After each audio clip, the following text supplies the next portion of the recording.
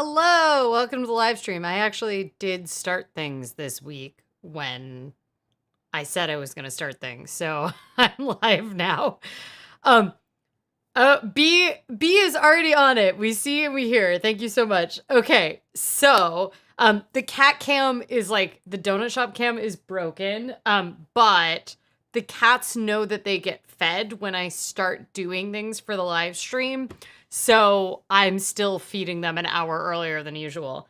Um, we have so much to talk about today. So I am attempting to talk about like all of the various student loan things that have changed in the past month that we know about thus far in one live stream. This might be ambitious. We might not be able to cover all of this because essentially we have like a dual track of things going on right now. We have a series of court cases that are happening right now about the SAVE plan and a couple of other student loan programs that were set up under the Biden administration that are essentially being dismantled by the courts, but slowly. So that has led to a whole series of various decisions.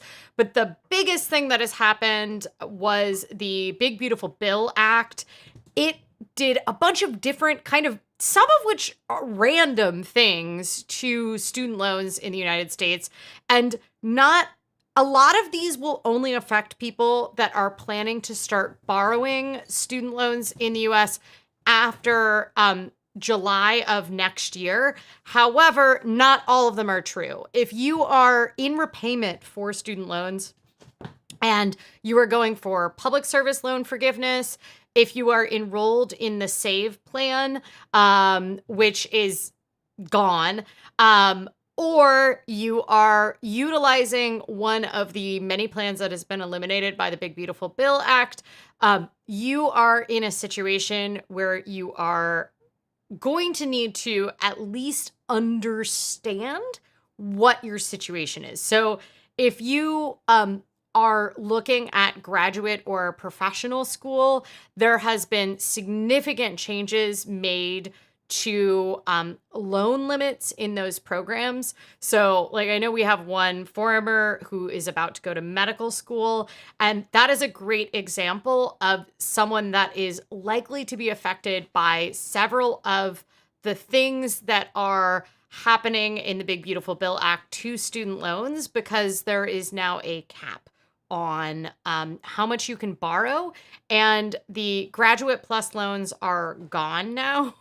And the parent plus loans, which were essentially a federally backed way to borrow above and beyond the subsidized student loans from the federal government, are significantly reduced from what was available before. So it's just going to limit options for people that are attending professional or graduate school that are on the higher end of what they are expected to borrow.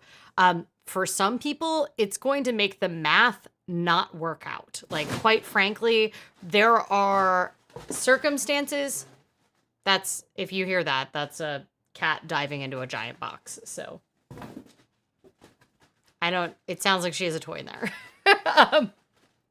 She's so unaffected by student loan changes. Anyway, there's so much to dive into. I think that I'm going to deal with this in order of upcoming deadlines.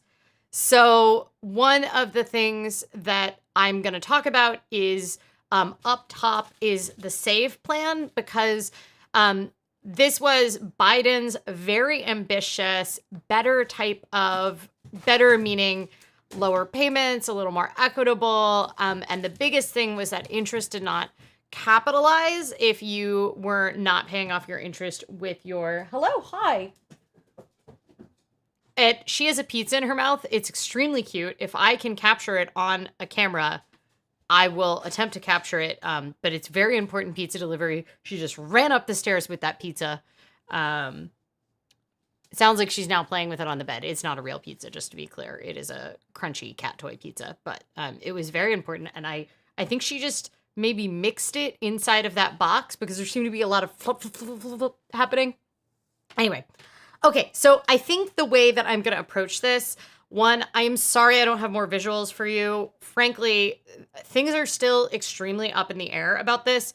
And what is the downside of a lot of the student loan stuff is we either don't know yet or your individual circumstances are going to change things so much because the time that you borrowed, the your profession, your AGI, whether or not you're married, this all has there's so many variables that go into like which of these plans you might want to choose, which of the repayment types and what decisions you want to make. So unfortunately, I can't really put up like an easy graphic because for some people, some of the new plan, the RAP plan that will soon be one of only two different student loan options for new borrowers.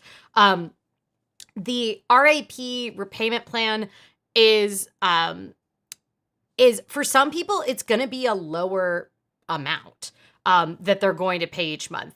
And then for some people, it is going to be 50% to like 200% more than what their payment was on income-based repayment, income contingent repayment, or and it's going to be significantly more than a lot of borrowers were paying under the SAVE plan.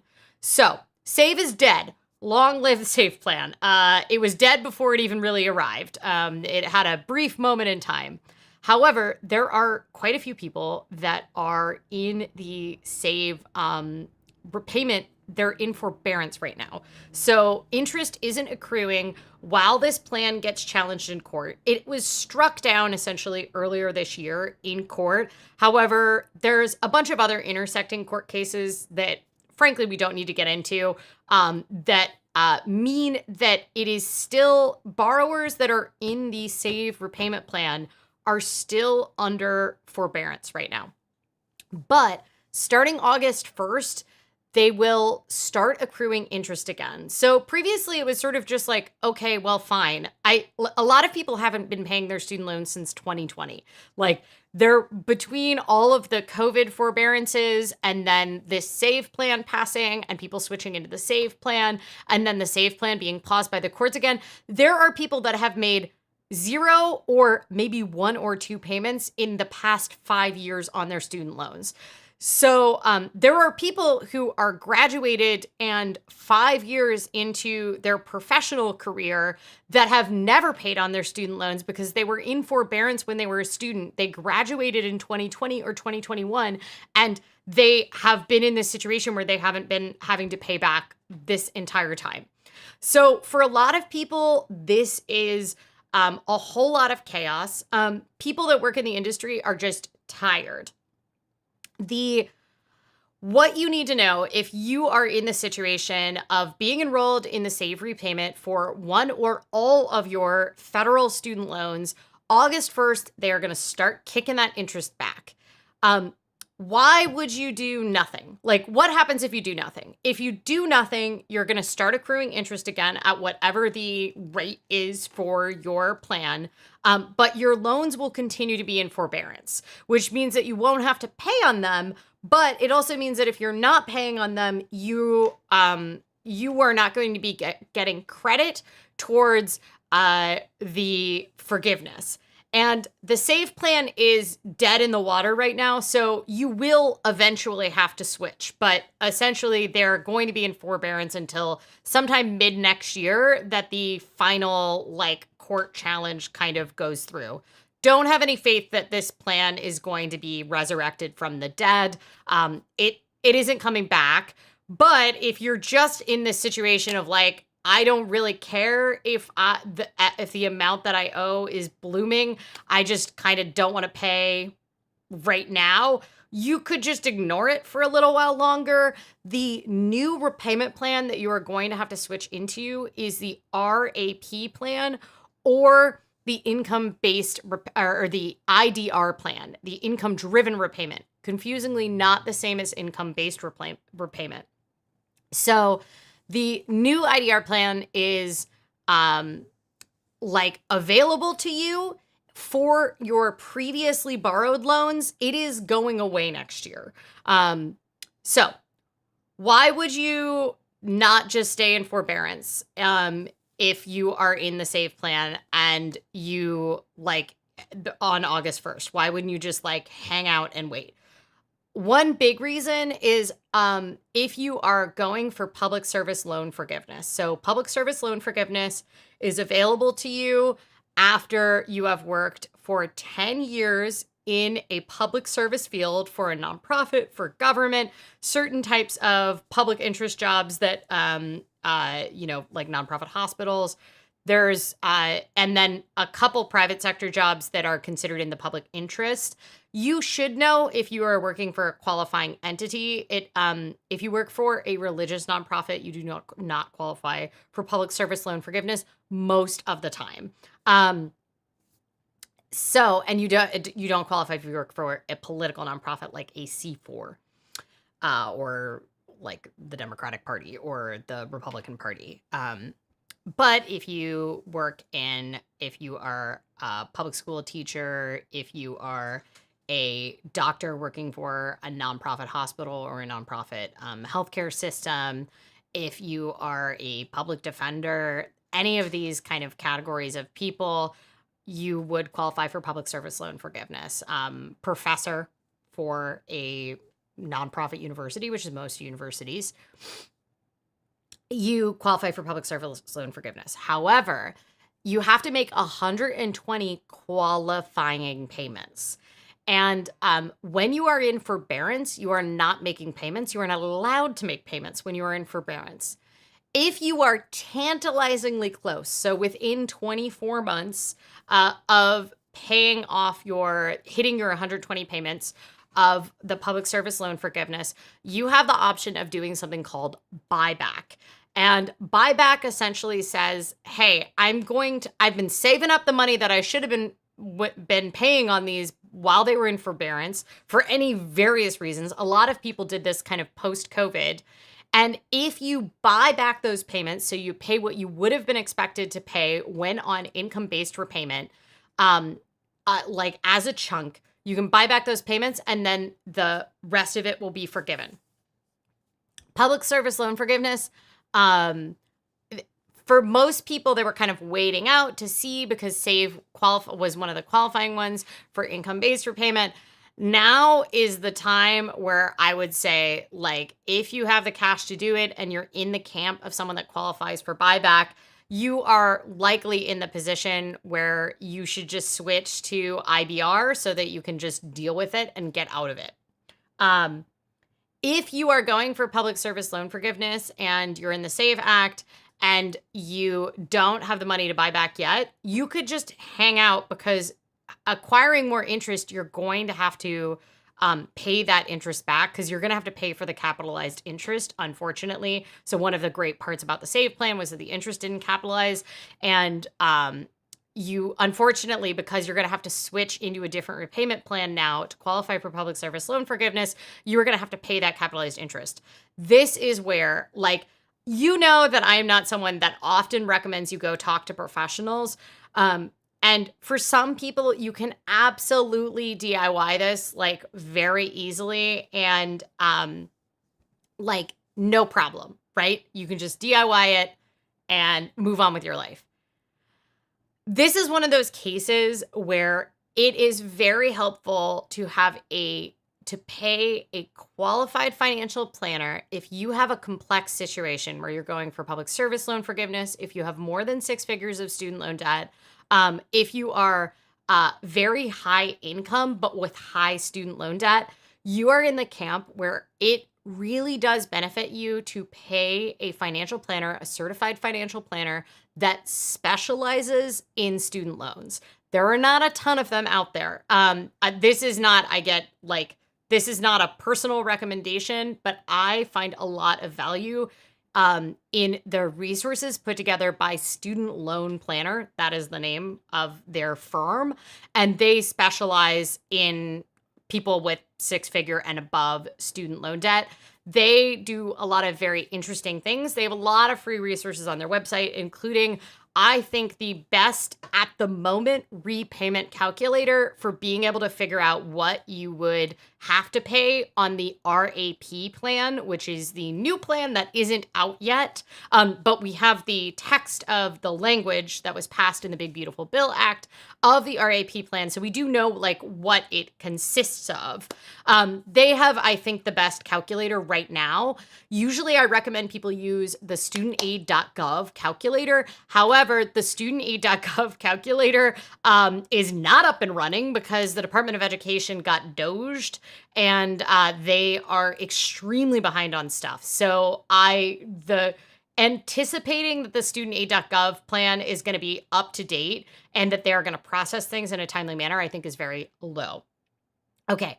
I'm going to stop, pause, read comments, but I want to check in. Do people understand what is going on August 1st? What is happening August 1st and who needs to take action? That's my question. Write in the comments who needs to take action on August 1st.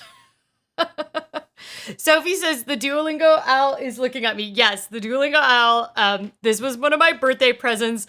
Erin got it, I think, like December, because it also came with a Santa hat, which the cats have stolen. It's like magnetic and it sits on its head. It's very cute. And I'm thinking of other accessories. I just did a 2,800 day streak on Duolingo, which I'm still bitter about, to be clear, because there is like, I lost like an 800 plus day streak like 10 years ago, and I still haven't gotten over it. Anyway, I have a 2,800 day streak on Duolingo. I'm hitting 3,000. But I am looking for other options because I am very upset about changes that Duolingo has been making and their AI forward kind of philosophy that they've had. It's essentially, in my opinion, turned into like a gambling app disguised as a language learning app. And I would like to change on it, but I personally will need to get to 3,000 for my own satisfaction. And I am not starting a new one until I have found something to replace it with. And streaks are helpful for me. So I do like the streak tracking, and I would like to replace it with a daily habit that I can track as a streak for language learning. And my ideal situation would be it's a language learning platform or app that's easy to use on my phone, accessible offline, and has German at a high level and Croatian at a low medium level. There's not very many in that camp. So anyway, I'm just saying, I'm openly soliciting things. But look at my little Duolingo. I thought he would be good creeping in the background. Okay. It's seriously called the RAP plan. It is called the RAP plan. It's the repayment assistance plan. And I can talk a little bit more about for whom it is going to be a good option for. Generally the people that get screwed the most with RAP are people that are below $30,000 of income a year, and then people that are above $80,000. So for middle like income earners, it's actually not that bad. But for high income earners, especially married high income earners that may have both have student loans and possibly significantly high student loans, because often these high income earners have professional degrees that require taking a lot of them out, taking a lot of student loans out. Those are the people that are going to be like the most screwed by this. Right now, if you are on income-based repayment, it is set at 10% of your discretionary income. It will now be upped to 15%. But under what we're calling the new income-based repayment, which is what everybody is going to be swapped to that is an existing borrower. New income-based repayment will not exist starting next year, starting for people that took out their loans after July 1, 2026. It doesn't exist anymore. There's just two options for federal student loans starting July next year. In some ways, it's great to have this simplified because this is so complicated and the administration of student loans is like a hot mess. So the idea of having them simplified sounds great.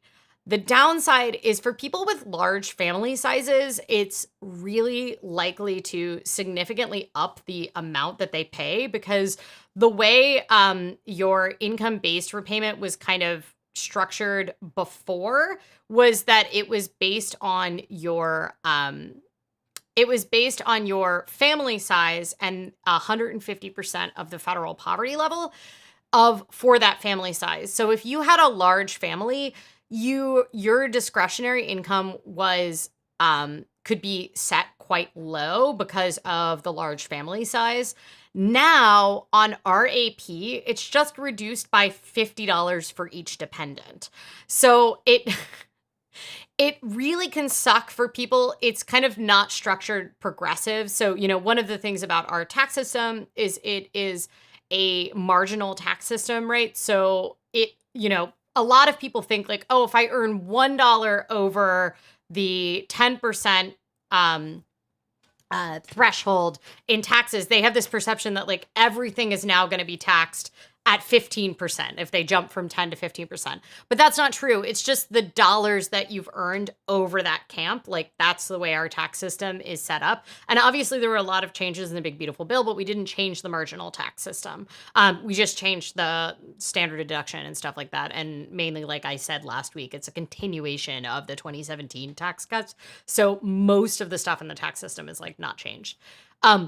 What is weird about the RAP plan, it is not set up in that like kind of marginal way. So if you and your spouse kind of if you're married, earn over a certain amount, then you're going to be set in an entirely different threshold. So this is where people like your adjusted gross income has never mattered so much because this is based on adjusted gross income now.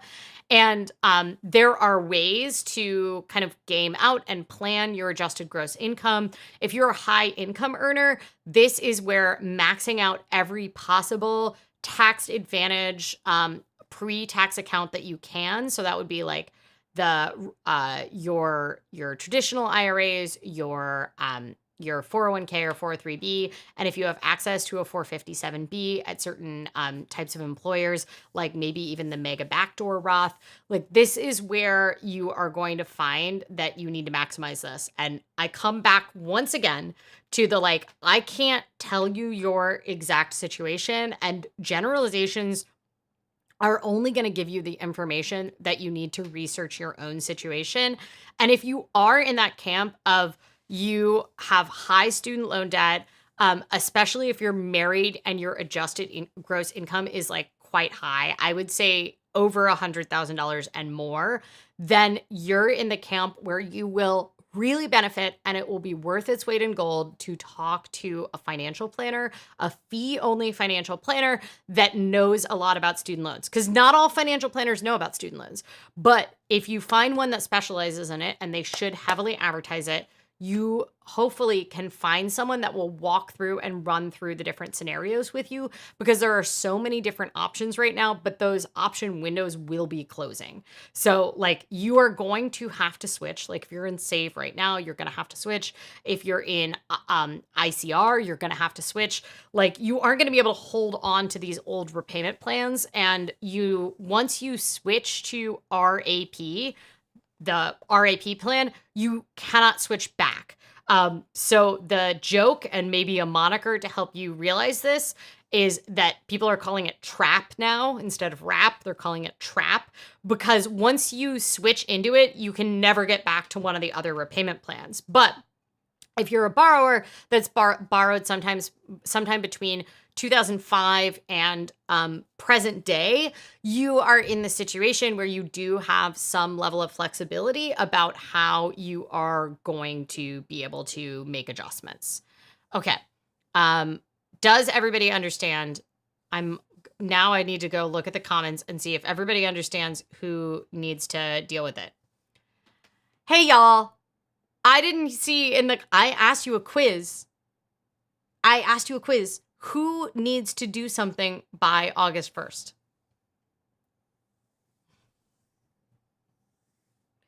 Hey, y'all, I hate this for everyone still dealing with loans. I agree with that sentiment. I still maintain a delusion that I want to go to law school. This delusion is based on nothing. Um, I looked at my LSAT score because I did quite well when I took it 12 years ago. And it is 9 years expired. So I'm just going to say I do think that maybe I'm not going to go to law school, but certainly the choices that have been made by the big beautiful bill and by the courts have made that even less likely. So, okay, Sophie is correct.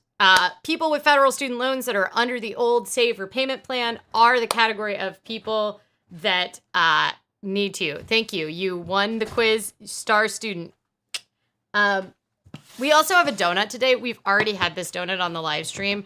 I didn't want the other donuts. They're all very chocolatey. So I've decided to repeat. And it's still my birthday month, so I can still have what I want. But today's donut is a key lime old fashioned. And I'm pretty sure Aaron didn't get to have this because Aaron was out of town. So maybe a secondary donut tax can happen today. Anyway, the donut was your treat for getting the quiz question right, Sophie. Okay. Is it true that many things in the bill don't go into effect until after the midterms next year? Yeah, I mean, the bill is massive. So, yes, there are plenty of things that don't go into effect, like phased out over like 3+ years. There's some things that don't even go into effect until like the end of the presidential term. So there's plenty of things happening right now. When it comes to the student loan forgiveness, okay, so we've talked about the SAVE plan. Now, what else is happening? There are quite a few changes that happened. If you are an existing borrower right now, the only situation in which you right now have don't have to do anything and nothing changes for you, the only situation for existing federal student loan borrowers that are still paying them back is standard repayment plan. So if you are currently in the standard repayment plan, which is 10 or in some cases 20 years, depending on if you've borrowed more or less than $25,000, then you can just stay there. It is one of the options that is going to continue to be available, blah, blah, blah, blah. However, if you're in a standard repayment plan, but you are planning on borrowing more after next year, July of 2026, you will have to you will have new restrictions on how you borrow. Okay, so if you're in one of the other repayment plans, this would be SAVE, which is the Biden one that's dead in the water, the Pay As You Earn, payee, or repayee, which is a slightly different version, and the one that we thought we were going to get from the Republicans because that was the one they were talking about forever, or income contingent repayment, so ICR, which is not the same as IBR. So if you are in any one of those types of repayments, they are shutting down June 30th, 2028. So that would be after the midterms. So you will have to switch to RAP or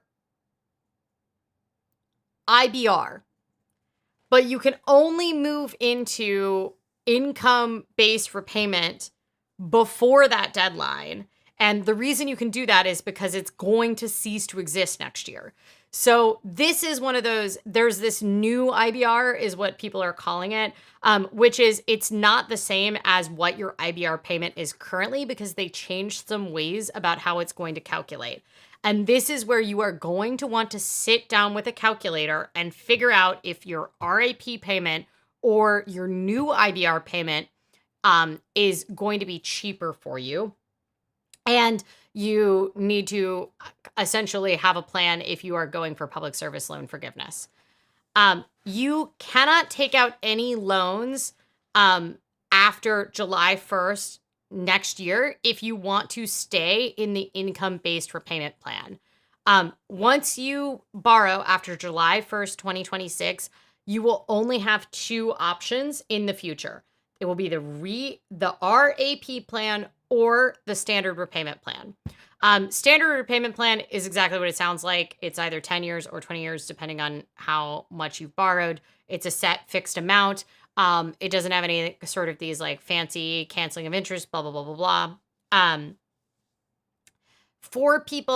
For most people, they usually are in the camp where income-based repayment or what was previously income contingent repayment would make sense for you now.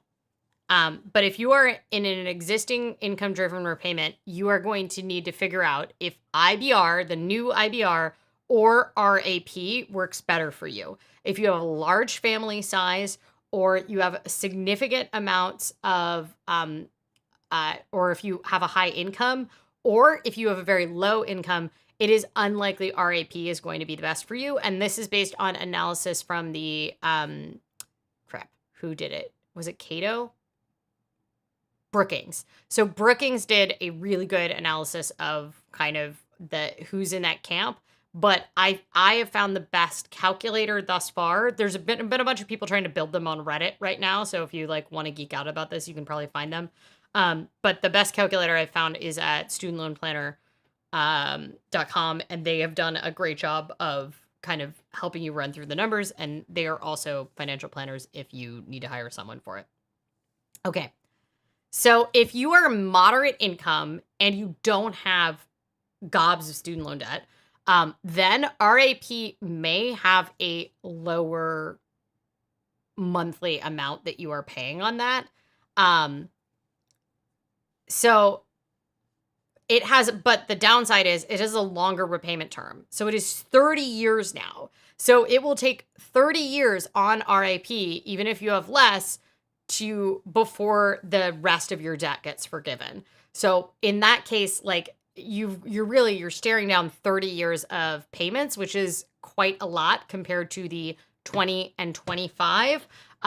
This is not public service loan forgiveness. This is what gets canceled at the end of your repayment term. Okay.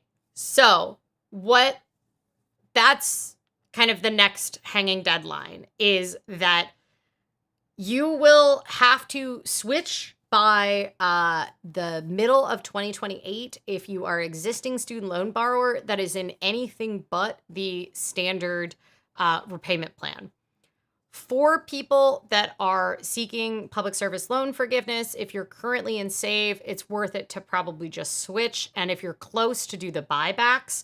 But you want to start accruing those qualifying payments again. Hanging out in forbearance when you know that this plan is dead is like, there's not a lot of benefit to it unless you benefit from just zilch.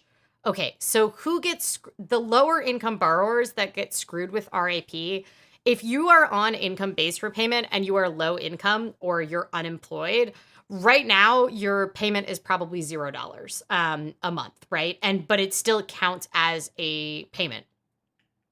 However, which is the big thing, right? They've always trying to push people, don't go into forbearance, go into IBR if you're low income or you lost your job, because your payment is going to be low, but it's going to qualify as one of those payments towards the end of your term where the rest of it gets canceled. And so that's usually what I tell people to do. The temptation to do forbearance is about to get significantly reduced because they are now limiting the types of forbearance you can do and how often you can do it under the big, beautiful bill. But the downside is that this RAP is essentially making everybody pay at least $10. So even if someone's unemployed, they're going to have to pay $10 a month under RAP.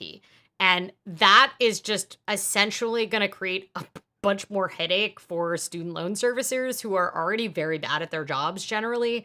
And they're going to have to track down the 6 million borrowers that currently are not making any payments on their student loans. And the downside here of how this will kind of screw over a lot of lower income borrowers or people that are experiencing job loss or a temporary loss of income in their life is that we're probably going to see a lot more people get pushed into default just due to administrative headaches, right? or not having the $10, right? Like if you're truly broke, $10 a month, not easy to make happen. And for a lot of the people that are kind of in the camp of this, it's like they're in a transitional period of their life, and we're just gonna see people end up in default like right after they graduate and they haven't found a job yet, or they're moving across the country, or any other kinds of delays. So this is where we're gonna see probably a lot of various problems. Okay, now what are the other things happening? Well, the big one that I think is likely to have like long-term economic impacts, but at the immediate moment is not affecting people. So the big one is that they've now limited professional graduate degrees. So that's like medical school, law school, um, uh, physical therapy, physician assistants, some nursing like graduate degrees, so like nurse practitioner, chiropractors, like these professional like graduate degrees that cost tons and tons of money, and then law school being a really big one in this category.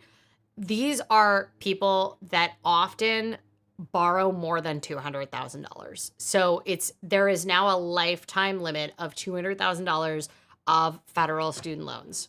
And there is no more Graduate Plus loans available for these borrowers starting in July of next year. So what does that mean? Well, and that's for your graduate, for your professional degree. So the people that are going to be affected by that are people that are maybe have gone already to graduate school, and then are back. So career changers, people that are getting dual degrees, people that maybe had to retake a bunch of classes and they've like extended something like law school or something like that. Medical school is a huge one because a lot of people end up borrowing over $200,000 for medical school. This does not include the $75,000 limit that has now been implemented for undergraduate student loans. But this is the big kind of issue. So now that you're not able to get these federal plus loans or the parent plus loans beyond $25,000, it used to be that you could borrow up to cost of attendance minus whatever aid you got from your school.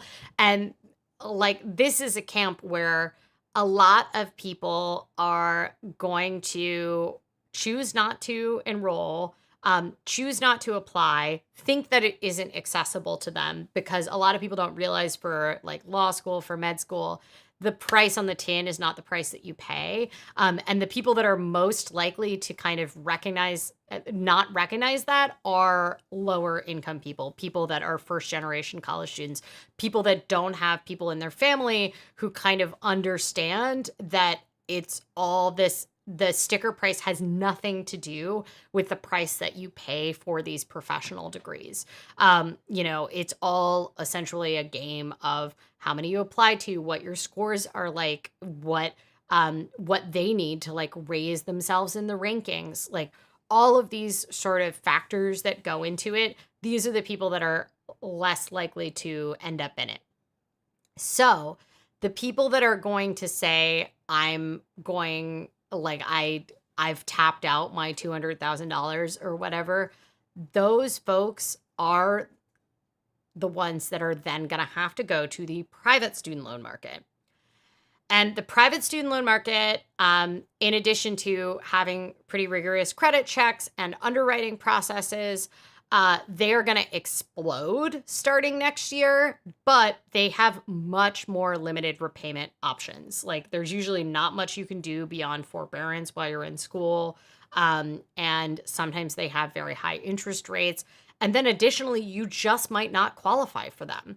Like if a parent is saying, oh, I'll co-sign, but a parent makes $50,000 a year and they are trying to apply for to co-sign on $75,000 or $100,000 of student loans for their kid going to medical school, they're just not going to get approved, right? So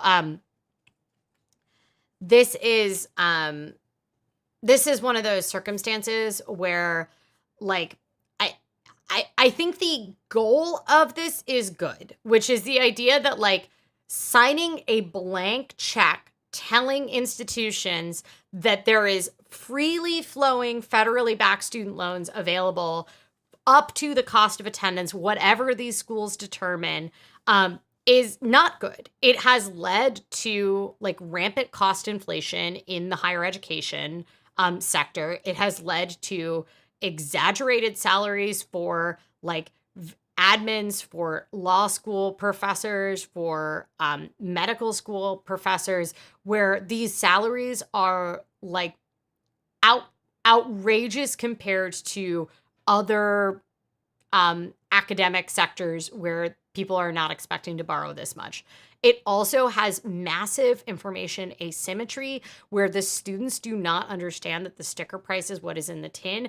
And the only way to find out is to apply, and to apply broadly so that you have negotiating power, right? The idea behind it is that this is going to force professional schools to lower the cost of attendance. I think in theory, this is a great idea, right? In theory, this is the federal government saying like the teat is cut off. We are not going to keep federally backing these like outrageously large student loans.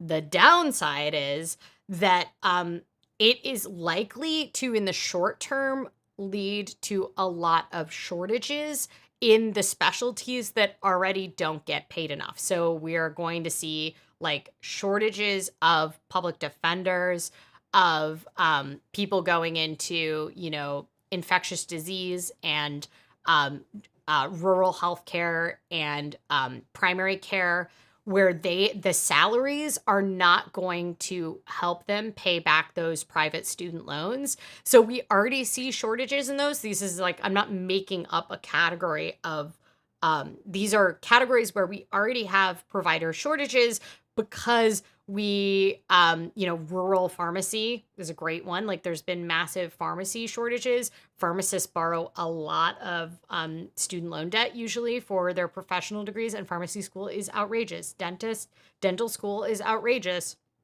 The math is not going to math out for some of these people if they are going to have to borrow private student loans to make up the difference, because at least with the federal loans before, they had the option of different types of repayment structure. IBR, there's just very little flexibility. You can't really change your payment unless you refi. And there's a limit to how much you can refi, especially if you are in a lower paying profession, because you're not attractive from an underwriting perspective to a private student loan servicer. So not servicer, lender, private student loan lender. So this is one of those cases where I do think we'll see consequences, but I do want to say, theoretically, we still live in a democracy. I mean, there's a lot of evidence from people who study this that this is like a crumbling democracy in America.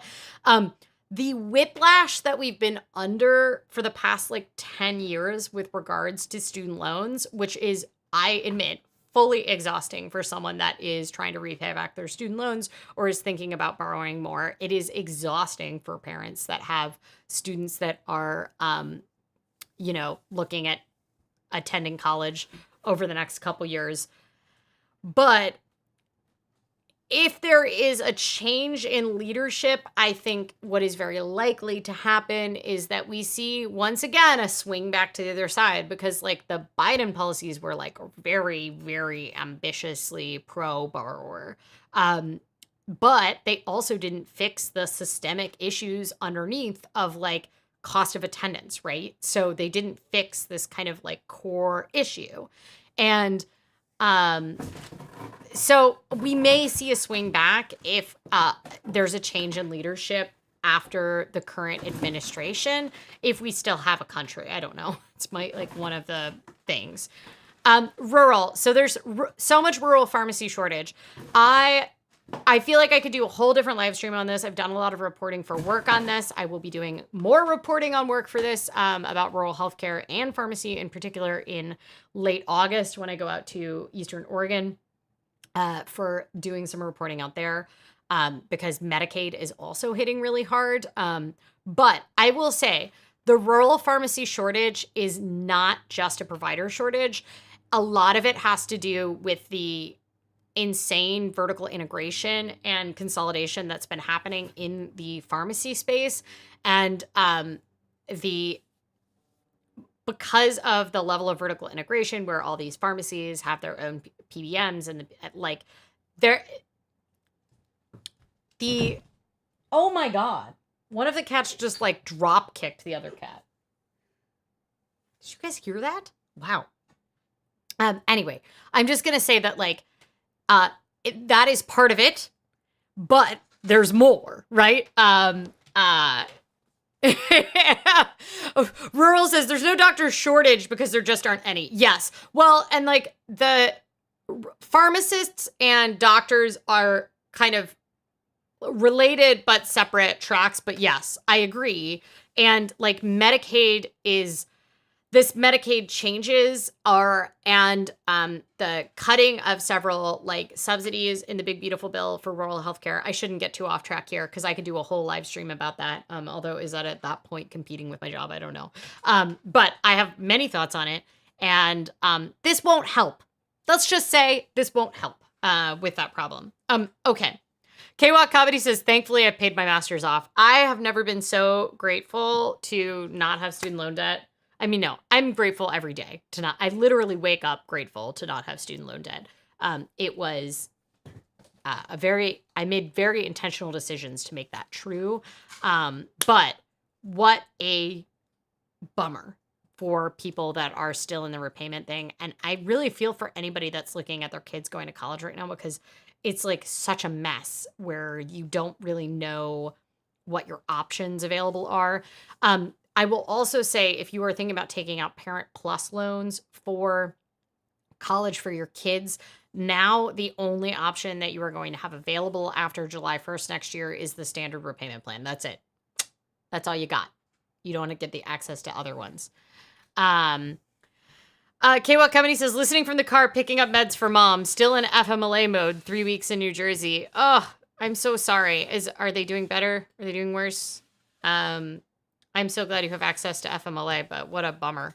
This is such a rough time to be a human, let alone to be dealing with taking care of parents. Okay. Pay as you earn is a very clever name. Well, they think all these names are clever. I mean, they also thought SAVE is also an acronym, just to be clear. I think it was a better one because I think that it is more pronounceable than payee. What is it an acronym for? I've already forgotten. It is, oh my God. What is it? It is saving on a valuable education. Although I don't know if an acronym where the first word is a version of the acronym overall is that good. That's just my personal feelings on acronym creation. Okay. What other things are happening with student loans that people should know about it? August 1st, accrual. If you're on public service loan forgiveness, you can either stay on it or you can switch to another repayment plan. That you might want to look at PSL buyback. What other things do we have? So there's a bunch of changes that have happened. Generally, the big one is that you should look at, if you are someone who is currently borrowing or about to borrow, you should look at the RAP and see what's going to happen. So next real big deadline is in 2028, and that's when everybody will get switched over to one of the options. You do still have the option to enroll your existing plans in new, quote unquote, new IBR. And it is worth kind of running the numbers and using one of the simulators and the calculators about whether or not RAP or new IBR is going to make more sense for you for existing loans. Okay. So some other interesting things that this bill did, not everything they did was bad. Like I universally, I'm going to say there are some plus sides to this. So one of the biggest ones is that they made it more possible for Pell Grants to be used towards workforce education programs. So they don't have to be just used for college. So it used to be that if it was less than 600 hours or 12 weeks, then you couldn't use Pell Grants for it. And, the vast majority of people that receive Pell Grants, their family income is like less than $60,000. The Pell Grant is very much like the most kind of progressive policy that we have for making college affordable for very low income and low income families. The the downside is that now you used to be able to get a Pell Grant, and then if you got a full scholarship, you could essentially get your student aid refund check, and you could use some of that towards cost of attendance. Now, if you get a full scholarship to college, you will not receive a Pell Grant. And I think that what they're trying to do here is not like, I don't know, have people go hog wild on aid. I don't know if they're trying to also punish the colleges, maybe, because one of the things that a lot of colleges will kind of do is they take a chunk out of whatever the aid is and they calculate in the Pell Grant when it comes to scholarships and aids. Because once again, the price that you pay for college is their calculation of what the most likely amount that you will pay, especially when it comes to like professional schools. So there's kind of, it's a double-edged sword with Pell Grants. Unfortunately, for students that do receive a full scholarship, they are not going to have access to the Pell Grant anymore. So it kind of is tightening some of the eligibility rules for Pell Grants, but it is going to make them much more available for students in workforce training programs, which could be very good for, especially since they killed Job Corps, which used to be one of the best options for people that wanted to do workforce training that came from low-income backgrounds. So, the Parent Plus loan cap now of $20,000 and a total cap per year, and then $65,000 for undergraduate. That is like a huge change in access to them. That also you're going to have even more limited repayment terms on Parent Plus loans. I also would say that like Parent Plus loans are really a very bad option for most like lower and middle income families. They are quite a bit more restricted. They don't have a lot of forgiveness, but if you are someone that already has them, you're going to have fewer kind of repayment options. So, one cool part about RAP is that it at least is somewhat similar to the SAVE plan in that if your monthly payment amount does not cover the interest owed, then the interest will be erased. So it's not quite as generous as the SAVE plan, where essentially like you are going into the principal each time, but like there is a guarantee that your loan's principal will go down, because this is one of the big problems for people that are on this, like were on IBR under like old IBR kind of plans, was that they would just watch the principal explode and explode because they were set at $0 payment or a very low payment, and their loan balance would just go up and up because the unpaid interest would just keep capitalizing. So RAP doesn't do that anymore. And if your the amount you're borrowed will always fall by $50 per month. So if your payment only chips away at $20 of the principal, so let's say you pay $200 and $200 and 180 of that is going to interest, and then 20 of that is going to principal because of the calculation of your loan. Because remember, the amortization schedules are crazy for these things. So the federal government will kick in an additional $30. So the idea is that your principal will be going down by $50 a month forever. The downside of the RAP is the repayment timeline is 30 years now, which could be really, really significant for some people, especially people that are going to school later on. Like you're looking at your 60s and beyond before your student loan forgiveness gets, before you get the rest of your student loans canceled. And so you can end up paying a lot more over time just because of those extended repayment timelines. Okay. Questions? As someone who used to work for a certain pharmacy that then acquired 2 Rite Aids and all their patients, I am still a little scared. It's so bad. It's so bad. Talking about pharmacy and the Rite Aid bankruptcy would be interesting. I will kind of run it past my boss because I don't know how much I can talk about it here when I cover it for work, but I would like to talk about it quite a lot. I know a lot about it. I'm following it very heavily. I think I might be able to. Yeah, but interesting as well, in the may you live in interesting times kind of way. Yes, I agree with that. Okay. Hi, give me your questions about student loans. That was a lot. There's so much in this bill. There's very rough stuff on studentaid.gov right now about this, but some of the best sources are actually the R student loans Reddit right now, because a lot of people are trying to figure out like what this means for them.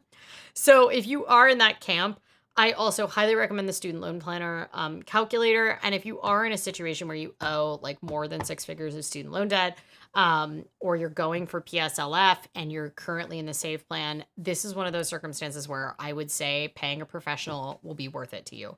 It could save you tens or even hundreds of thousands of dollars if you are in the very high owing camp.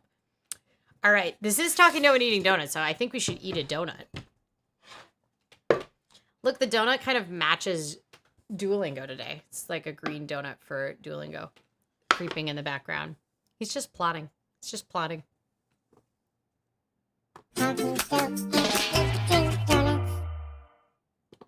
Okay, here's the donut. It's a key lime old fashioned. I gave it a 4 out of 5 last time, so we're going to go for it again. We'll see.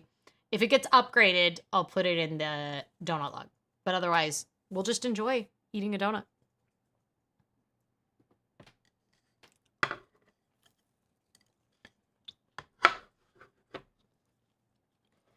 It's such an old fashioned. It's like a nice hard donut.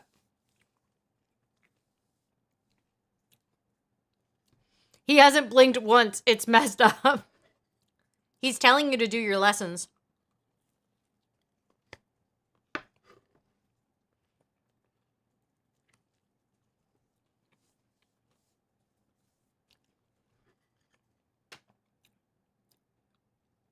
It's so little, it's just like a little bit sour.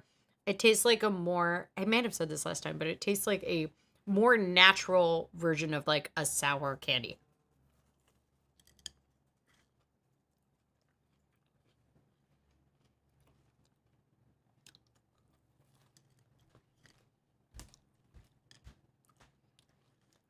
It's very messy. Look at all those crumbs. I think that the taxes are coming. Did I have to change my repayment plan for donuts?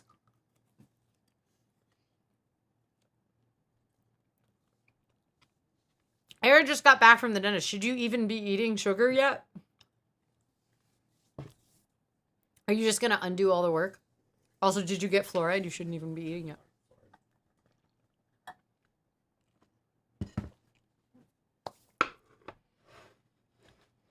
I'm doing Wanakani reviews instead. Get Lost Bird. Tell me what that means. What are... Is it like an Anki app? Oh, it's for learning Japanese radicals for kanji.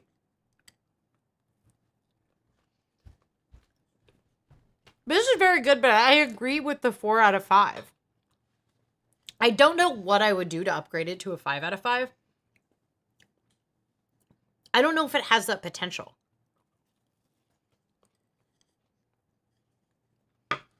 Maybe less messy. 4 out of 5. I'm giving it the same rating as last time.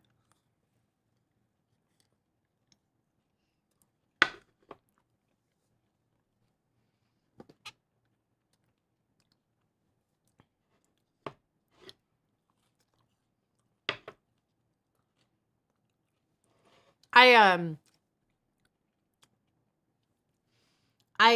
kind of know. I'm internet acquaintances with the people who make Skritter, which is another kanji app that uses spaced repetition. It needs more sour apple. I could see that. I just got a notice to feed the cats, but I just want you to know they've already been fed.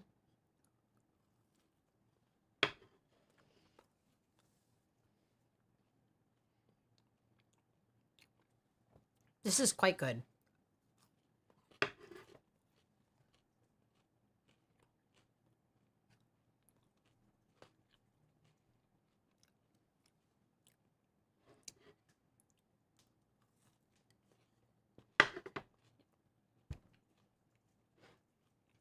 Does anyone here still have student loans they're paying back?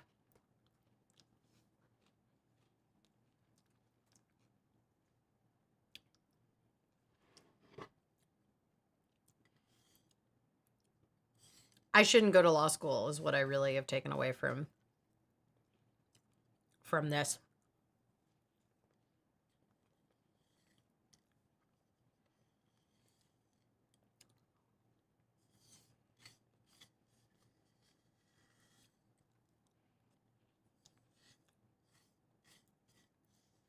Okay, I did thoroughly clean this up. Should I upgrade it to 5? I still think 4. Rural says, I got OG PSLF. I know that because you, I think, still have public service loan forgiveness as your journal title. Also, I'm pretty sure I made you a little thing on the forums for getting PSLF. You were the first person I knew to get PSLF. I now know like 5 or 6 people that have gotten PSLF. I know more than 5 or 6 people have gotten it, but you were the first person I knew that got it. I know a lot of people that are ready for it, but are stuck in the weird hell. Sophie says, I also talked my roommate out of going back to school for a library science degree. Well, Latitude, who sometimes can make these live streams, just got a library science degree. And we did express to her, you know, or them, we did express to them, like, I do think that maybe this is not, like, the best choice, but they did it entirely without student loan debt. And they were very set on it, and I think are very happy with it, so.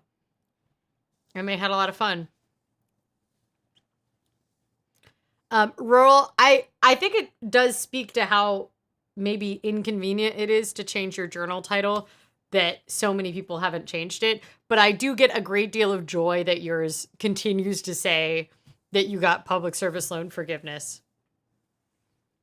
Sophie says, no student loans for me. I was very fortunate. Yeah, I think that is one of the, I think one of the things that a lot of people do not understand is that it isn't only about 16% of Americans have student loan debt at all.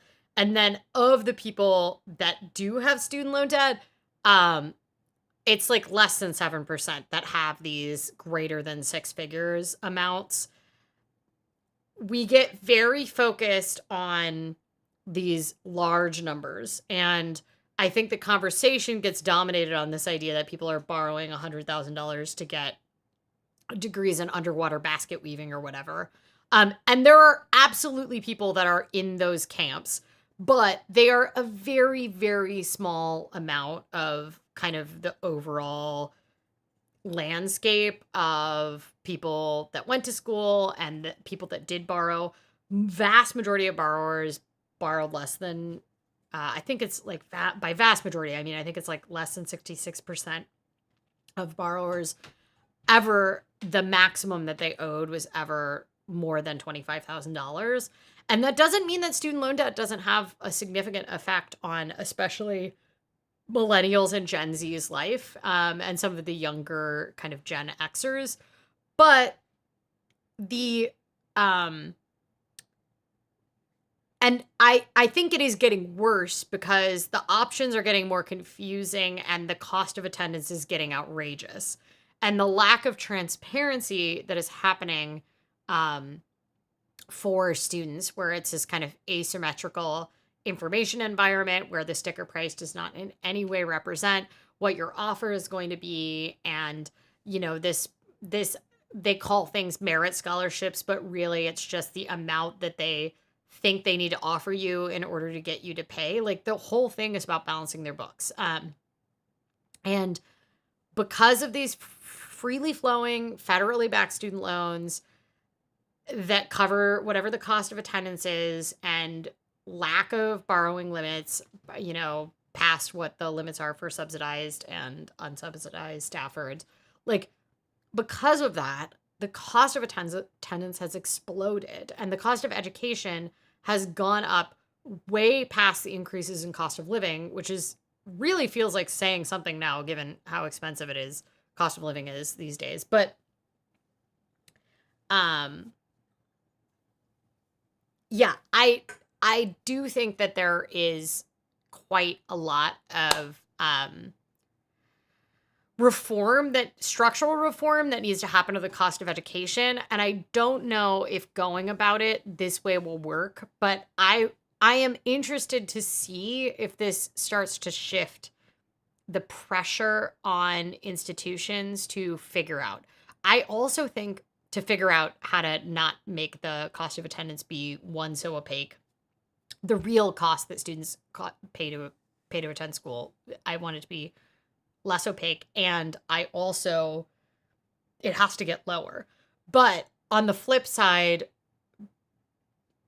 families and students need to get more realistic about what should be included in the cost of attendance. Like in countries where, education is heavily subsidized or free by the government, they have quite a lot more workforce training programs that aren't degrees, that aren't like what we would call associates here or bachelor's degrees.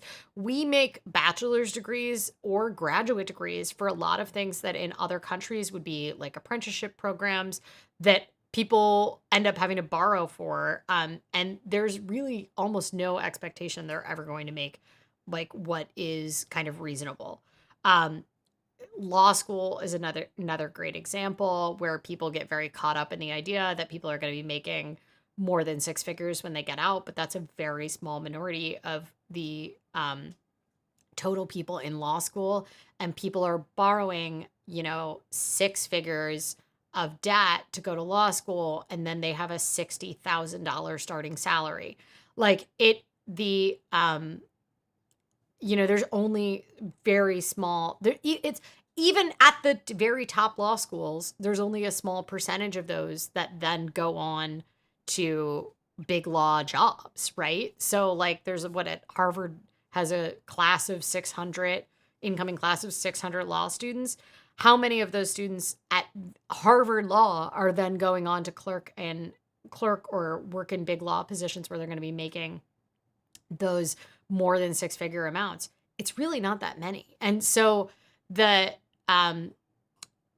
because their law school is a great example and med school is a great example, people do not realize that like half of the people in law schools are like coming from wealth where they aren't even worrying about student loans because their family is paying for it.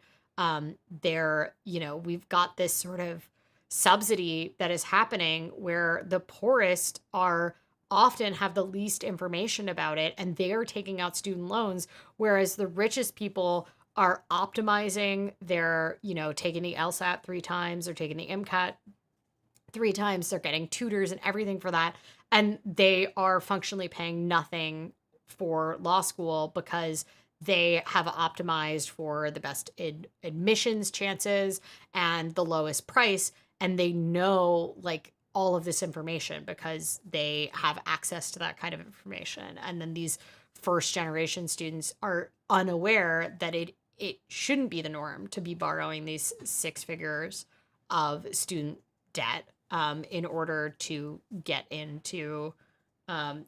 graduate from law school, because the chances of you being able to easily repay that within, the first couple years are very low. We have to have a serious conversation about if we want to have the American university experience, because the universities are already like reeling right now from like the Trump administration's various like attacks that they're doing on the concept of higher education under the veil of fighting anti-Semitism on campus, which is not going to unpack that here. Um, but the like other part of it is that the American university experience, in many, many ways, though that aid that is available to US students is paid for by rich foreigners who pay full freight for their kids to be in school. And it might not be their families. Like they might not be rich foreign students, but they might be getting paid for by their country that offers scholarships to students, exceptional students that get into certain universities abroad. They might be getting it through, other institutions, but they don't have access to this aid and they are paying full freight. And that's how colleges balance their books. I mean, like quite simply, like private institutions, like the liberal arts college that I went to, if they don't have enough money available, for aid, they let in more like foreign students because the foreign students have to pay the full freight. And that doesn't mean they're always paying it out of their own pocket, but like quite often it is students coming from wealthy families whose families have decided to invest in a American university degree is worth it to them, especially from certain, top universities. But when you look at countries that highly subsidize higher education, in addition to having more apprenticeship programs and workforce training that is outside the idea of these degrees because the, universities are figuring out how to, perpetuate themselves and balance the book and pay certain administrator salaries. Like they don't offer things. Like when I went to university in Germany, there's no gym on campus. There's no sports teams on campus. There's no clubs on campus. There's like the dining hall is a student co-op that is only run by students and you have to pay to be a member. There's no dorms. And it's free. And it was like very, very cheap as a foreign student for me to attend university in Germany. Like the amount that I paid in like a small amount of student fees at my private liberal arts school, like that's the amount that I paid towards like my club activity fees is what I paid for a semester in Germany. And it included a bus pass. The American university experience is not normal. And the only places where you see it normalized are in rich private colleges abroad that are kind of trying to attract the same thing. And to a lesser extent, this is happening to the university experiences in the United Kingdom and Canada, a little less in Australia. And this is because there's been a certain kind of like ideal held up. But as they inflate the cost of attendance, like more and more each year, they simultaneously need to feel the need to justify it. And they justify it with bigger, fancier amenities. They justify it with, more and more like things that is like a full wraparound experience for students. But if students want a cheap education, they need to stop expecting this like level of things kind of wrapped around it. Which is why like community colleges still tend to be a lot more affordable because they tend to have fewer of these sort of like wild sort of wraparound quote unquote college experience. One of the things that Chelsea Fagan of the Financial Diet said, which is one of the reasons that people romanticize the college experience so much in the US, is it's the last time they've lived in a walkable community, right? This idea that like, it's the last time they get this access to sort of all of these things, but you're paying for that experience. So, anyway. Sophie says nothing against the MLS itself, but if you don't dream of being a librarian and just want to learn, maybe you shouldn't consider taking out that much debt. I don't think you should ever take out debt for an MLIS. I'm just going to say that it is not, there's no stigma against doing an MLIS online as opposed to a lot of other degrees, although maybe lessened with COVID. But even like 10 years ago, there was no stigma to doing an online MLIS degree.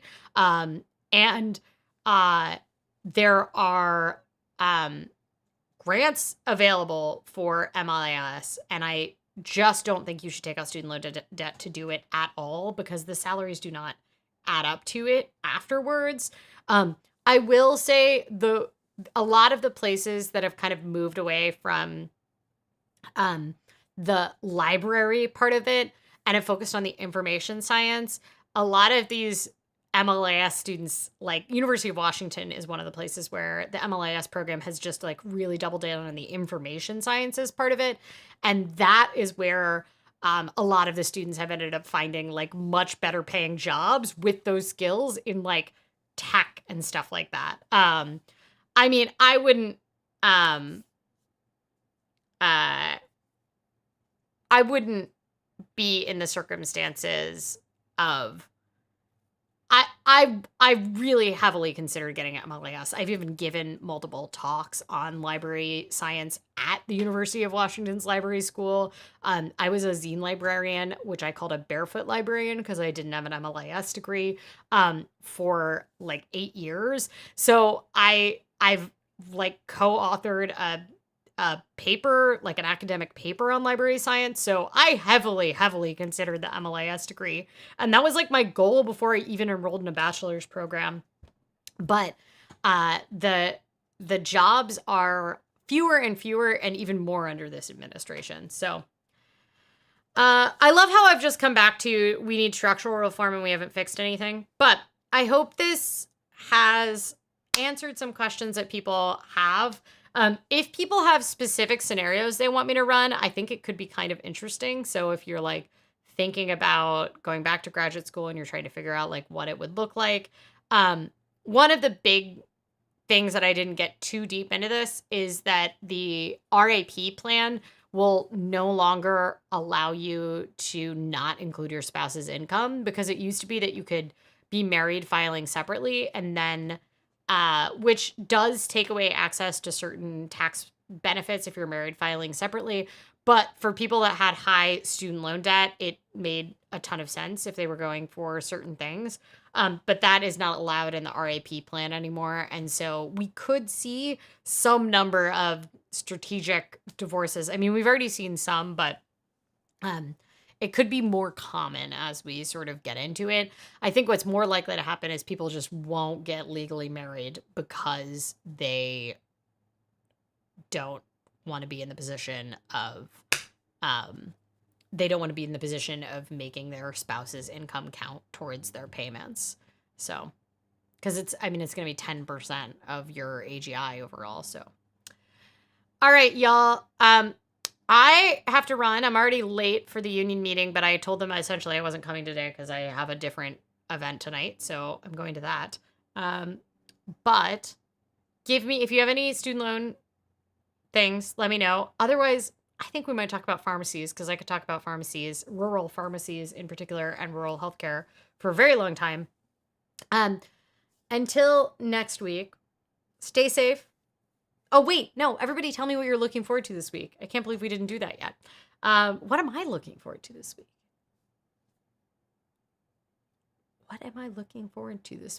Oh, this is so silly, but it's Spirit Week at the yoga studio that I go to. So they're doing a bunch of weird themed classes, and I am hopefully going to one on Friday that is the life cycle of a pickle.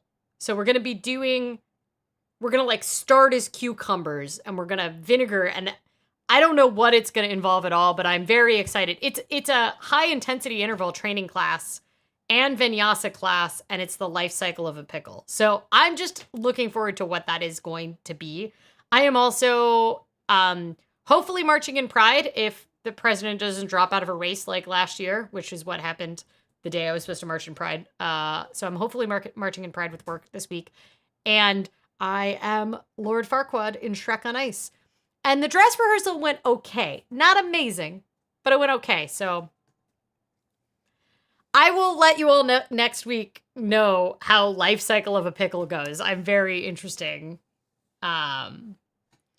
Ooh, Sophie B says we shaved the cat this week.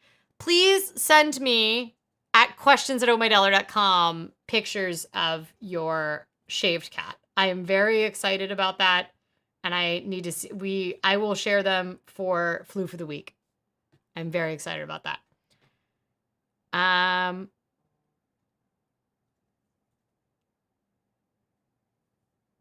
He has been peeled.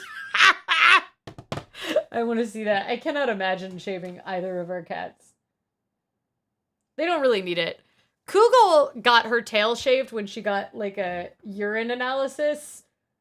Like 2 months ago? Was it 2 months? More than 2 months ago.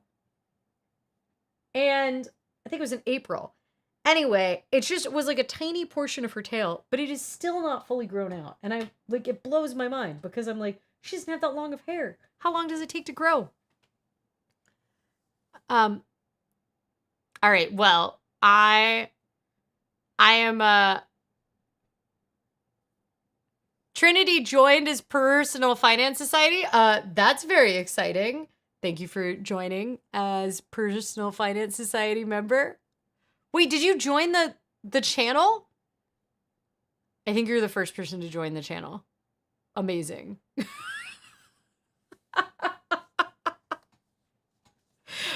Very exciting. Well, you should submit a pet as, oh, also, can we do a donut? I think no, I can't make the donuts come. We'll do a donut for you next time because we have a donut animation, but we don't have it for members, just for super chats. That's very exciting, Trinity. You're the first person to join. Now I have to do things. You do now have access to a video that no one else has access to because you're a Personal Finance Society member.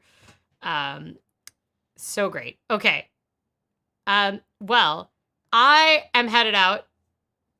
I hope that everybody enjoys their peeled cats and stays safe and healthy and cool. Unless you're in Australia, and I guess I hope you stay warm this week. Until next week, stay safe, stay hydrated, pet a cat if you have one available, and I will see you all soon. Bye!